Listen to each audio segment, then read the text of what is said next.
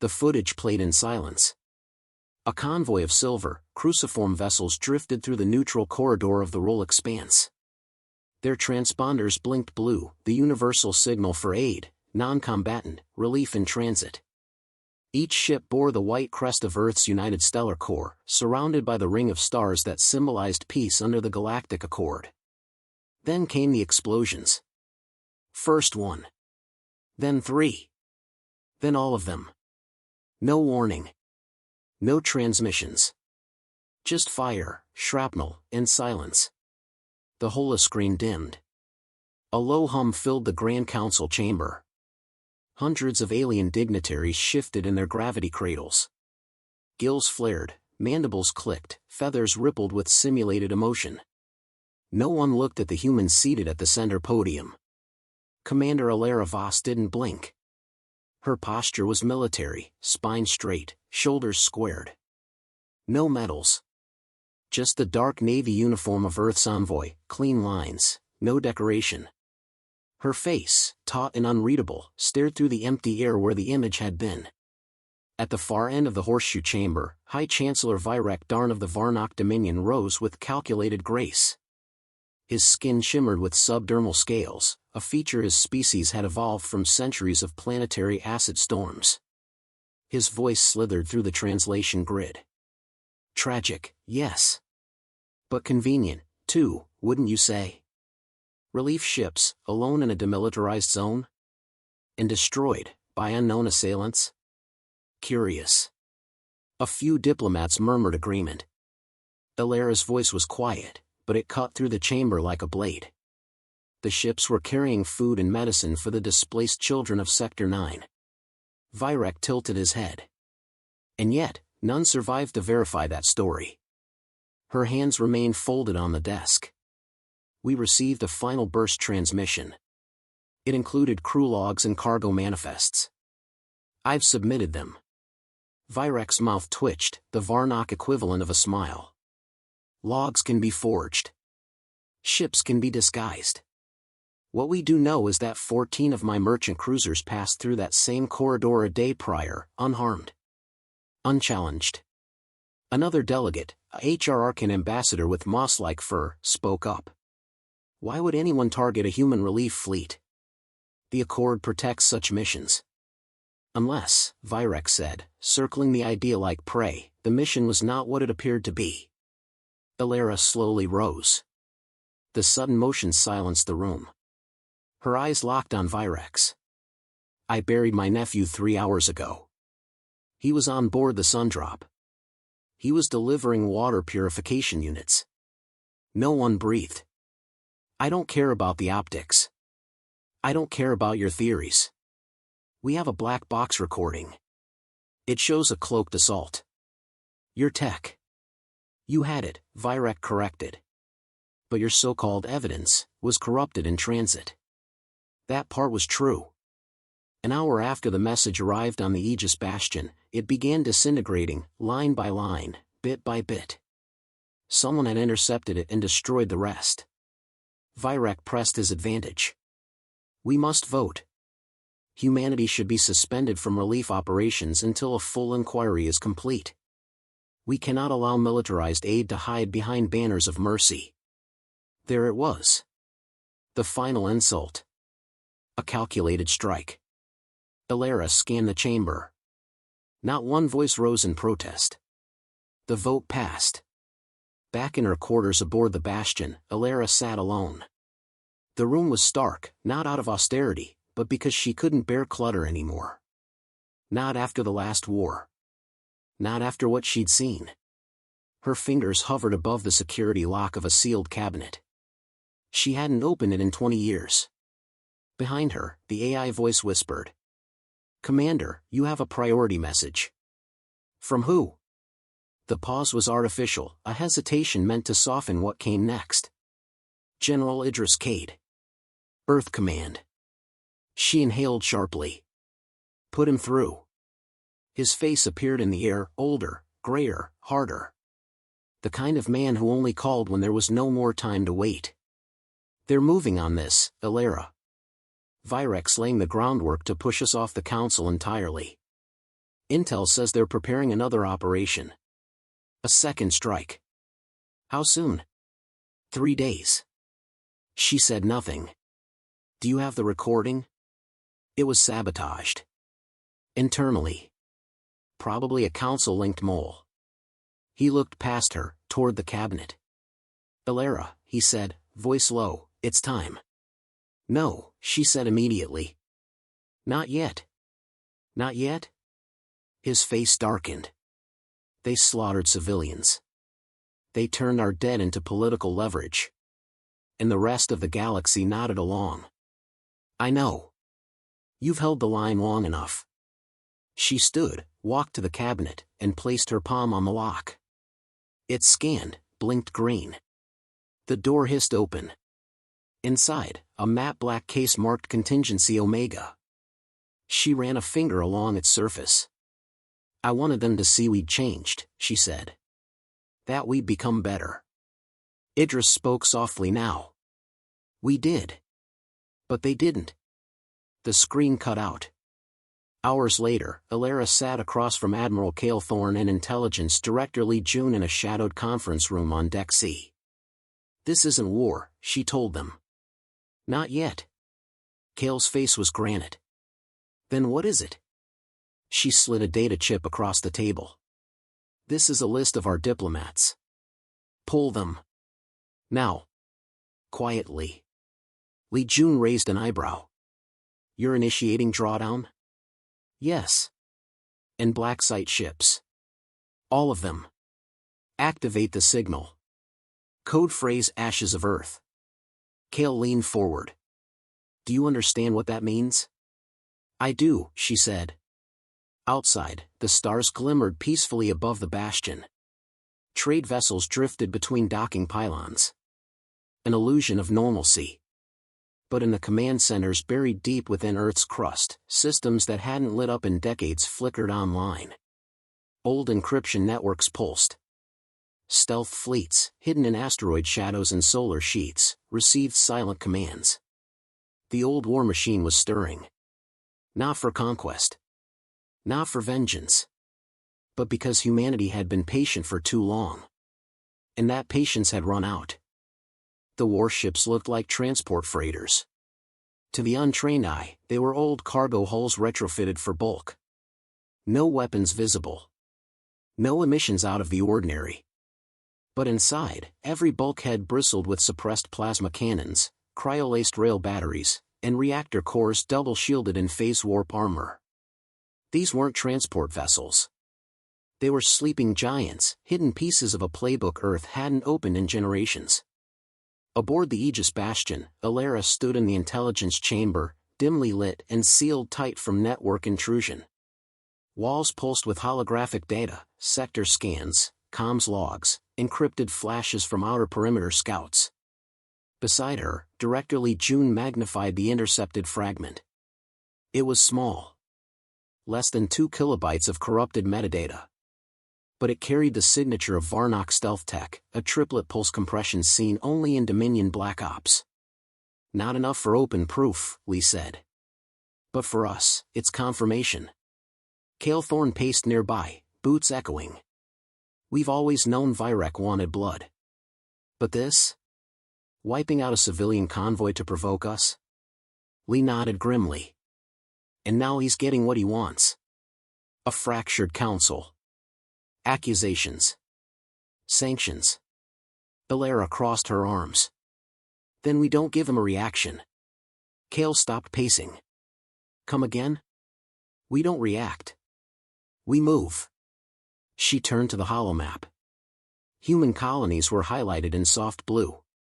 Each blinked with activity, ships leaving orbit, diplomatic envoys being recalled, long-dormant outposts reactivating. We keep it quiet, she said. Pull our people from alien worlds. Evacuate every border station. Ready our fleets under civilian disguise. No announcements. No declarations. Lee looked over. You're triggering Omega in full. I'm doing exactly what they've forgotten we're capable of. At the Galactic Council's next emergency summit, Elara arrived alone. No aides. No ceremonial guards. Just her uniform, pressed and spotless, as if untouched by grief or time. The chamber buzzed as she entered. Delegates from 100 species whispered behind palms, tendrils, and tusks. She walked through it like wind through grass, silent, steady, inevitable.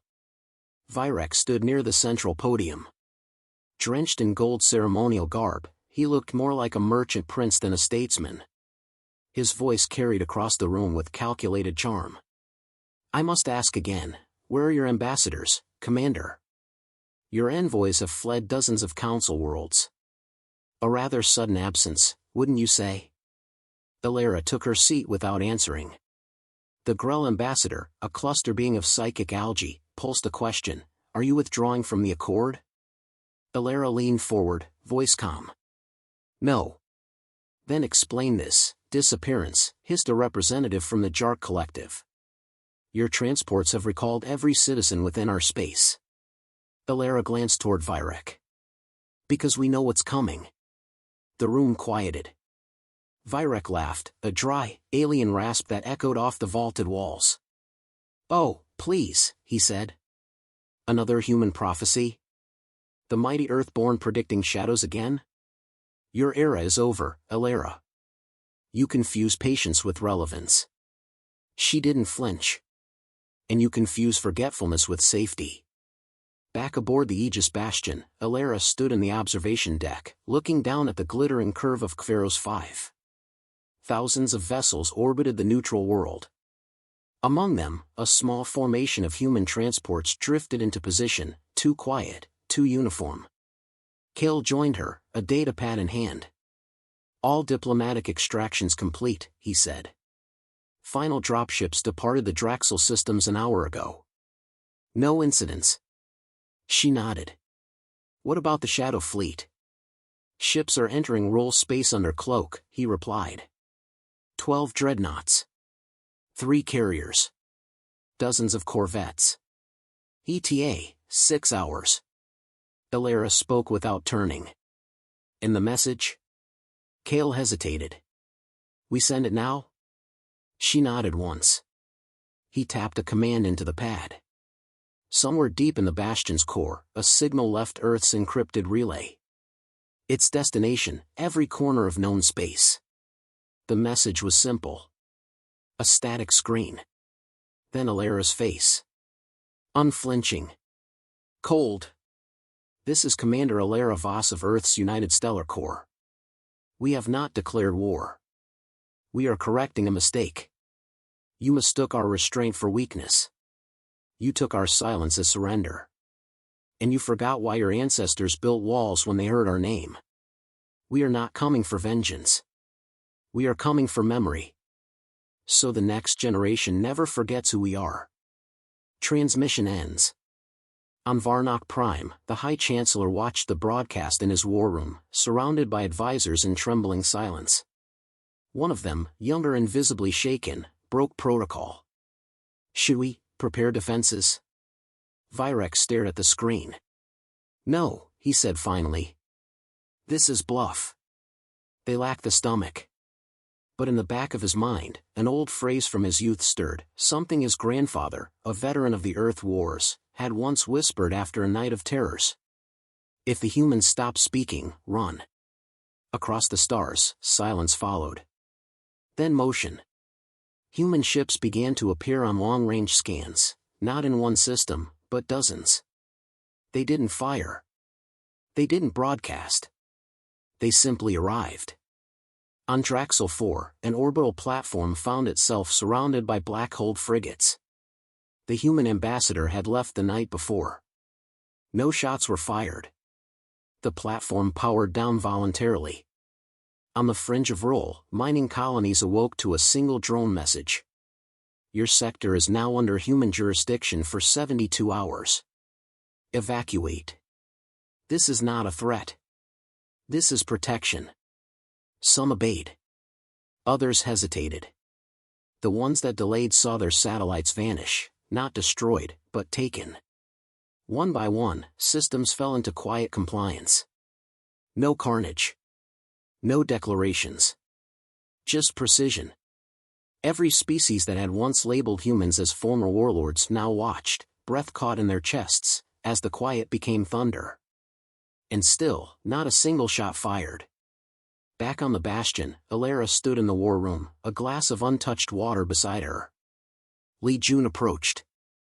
The Keth Dominion just sent an encrypted back channel. They want to talk. Off the record. Elara raised an eyebrow. About what? They said, and I quote, "We believe we've misjudged your people. We would like to revise our treaties before your memory correction reaches us." Kale grinned faintly. They remember. Elara said nothing. Instead, she walked over to the central command display and tapped a sector. The screen zoomed in on Varnock Prime. She stared at the glowing, her voice like stone. One last chance. For him. For all of them. Kale looked at her, frowning. And if they still don't listen? She turned to him, calm and final. Then we'll remind them the way they forced us to forget. The first blackout hit Varnock space at 4:17 Council Standard Time. Communications satellites blinked out. Orbital grids failed. Traffic control collapsed across 5 sectors in less than 4 seconds.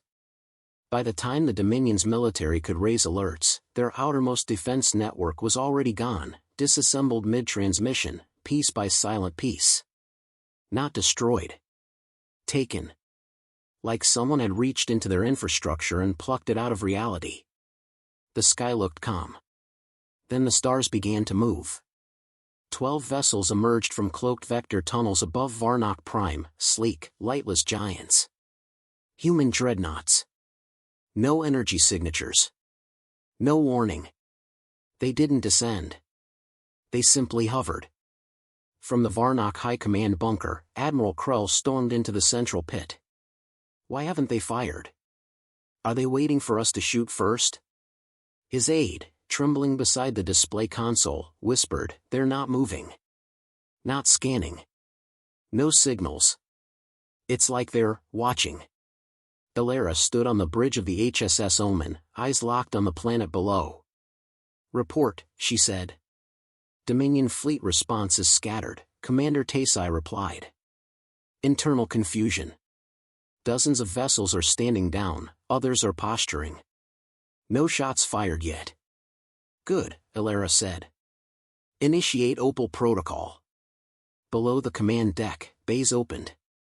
From each, hundreds of drones launched, silver, hex-faced orbs no larger than a helmet, each carrying advanced data disruptors. They didn't target weapons or life support. They invaded libraries, history cores, propaganda vaults. Within minutes, Varnock's military records vanished. War logs. Victory parades. Sanitized versions of past offenses, all purged or overwritten with the unfiltered truth. The drone swarm didn't burn cities. It erased lies. On the surface of Varnock Prime, Virek's palace lost power. The walls, once glowing with status light veins, dimmed to black. The Great Hall went silent except for the flickering of emergency torches, a backup system never meant to be used. Virek descended the stairs alone, cloak dragging behind him like a shadow. He entered his war chamber. No guards. No advisors. Just one human, standing at the center, coat still dusted with space frost. Elara Voss. "How did you get in?" Virek asked, voice brittle. She glanced at the decorative weapons lining the walls, trophies of conquests past, none earned. "We've been here for 3 hours," she said. "Your sensors just didn't notice. You're bluffing." She stepped forward. What would be the point? He stared at her, no longer as a rival, but as something he couldn't categorize. Something his ego had no defense against. "You violated the Accord," he said. "You don't have the authority. The Accord died the moment you ordered children killed. You can't prove I don't need to." She looked around. "Your empire's already unraveling. Dozens of client states have withdrawn support. 3 have offered us full transparency in exchange for protection." He tried to steady himself. You're threatening the foundation of galactic unity. No, she said. I'm saving it from being built on a lie. Above orbit, the Omen deployed its final measure, a classified weapon known only by its designation, Echo-class whisper cannon. Not a bomb. Not a gun. A memory device. It fired a signal across the planet, one tuned to the minds of every sentient being who could comprehend guilt. What followed was not sound or vision. It was feeling. The pain of loss. The helplessness of betrayal. The echo of screaming children aboard a relief ship, frozen in the last 10 seconds of their lives. That grief, raw, undiluted, entered the minds of an entire species in a single heartbeat. And it stayed. Not forever. Just long enough to change them. Back in the war chamber, Virek collapsed into his seat. What do you want from me? He asked. No pretense now. No defiance. Elara didn't sit. I want silence from you.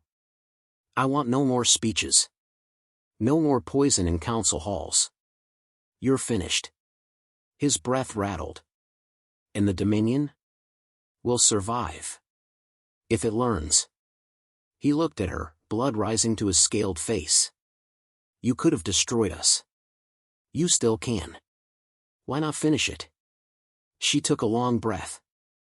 We don't need another genocide. We need memory. Fear doesn't keep the peace, truth does. She turned to leave. At the door, she paused. Next time, she said, we won't give warnings.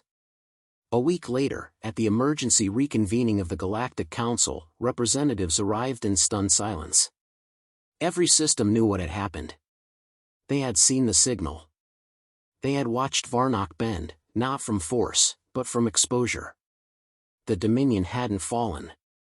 It had surrendered itself to correction. Elara stood before them, alone again. Humanity has no interest in empire, she said. We did not fire a single lethal shot. We took no planets. We extracted no wealth. A few whispered among themselves. She continued, but we will not let history forget us. Nor will we allow the Accord to become a shield for tyrants. The HR Arcan ambassador, once mocking, now bowed its head. What is your demand? Elara raised her chin.